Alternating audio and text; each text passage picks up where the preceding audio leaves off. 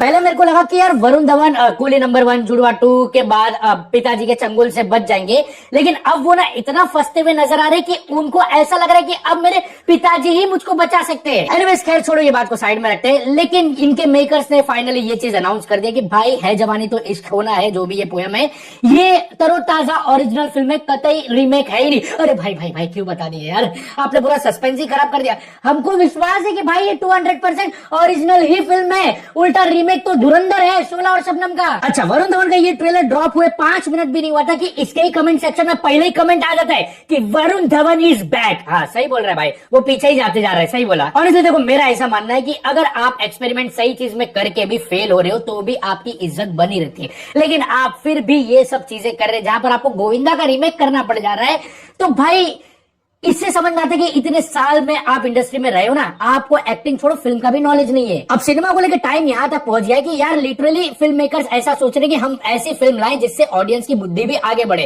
लेकिन वरुण साहब ऐसी फिल्में ला रहे जिससे ये ऑडियंस को घर बिठाना चाह रहे, घर छोड़ने का काम कर रहे हैं। एनीवेज आफ्टर लॉन्ग रिसर्च मैंने इस ट्रेलर को ब्रेक डाउन करने का ट्राई किया, जहां ब्रेक करते करते मेरा ही मुंह टूट गया, लेकिन मेरे को इतना समझ में आ रहा है कि ये थ्रीसम की स्टोरी है। अब इतनी आइकॉनिक ये फिल्म बनने वाली है कि ये लोगों ने आइकॉनिक कास्ट भी चूज किया है। सन ऑफ सरदार 2 से मृणाल ठाकुर है, फिर बाद में मधुमक्खी ने जो होठ खाया था वो अभी कंट्रोल होने के बाद मौनी रॉय भी है, फिर बाद में back to back super hit देने के बाद पूजा हेगड़े भी है, फिर बाद में सीरियस कॉमेडी करने वाले मनीष पॉल भी है। तो इनके पास सब है स्क्रिप्ट छोड़ के। अब ट्रेलर में भी कहानी अच्छी खासी देखने मिल रही है कि एक प्रेग्नेंट है, दूसरा गलती से हो गई है एंड तीसरा ऑडियंस को अवॉइड करना पड़ेगा। Hats off and hands up to David Dhawan जिन्होंने इतनी ब्यूटीफुली केओस क्रिएट किया है इस बार, जो काफी नया लग रहा है। आई मीन बहुत ही मजा आने वाला है खाली थिएटर में देखने। वही ट्रेलर के अंदर राखी सावंत के जोक्स चुरा के जो डाले हैं कि वाह दिल्ली दिल वालों की है तो लंदन किसके वालों की है। भाई भाई भाई क्या ही लिखा है आपने, क्या ही लिखा है, मतलब क्या ही कर सकते हैं आप। एंड भाई मेरे को एक चीज अच्छा लगा कि वरुण धवन फाइनली